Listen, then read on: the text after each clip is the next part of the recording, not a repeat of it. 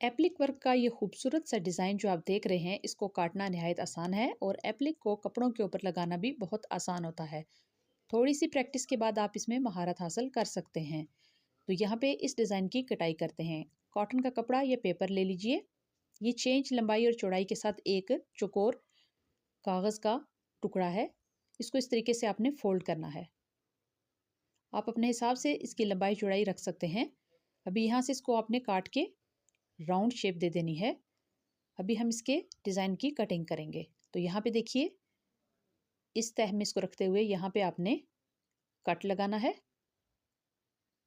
बिल्कुल किनारे तक कट नहीं लेके जाना, बीच में इतना डिस्टेंस होना ज़रूरी है। अभी आपने यहाँ पे ये जो आपको तहें नज़र आ रही हैं, इनको काट लेना है।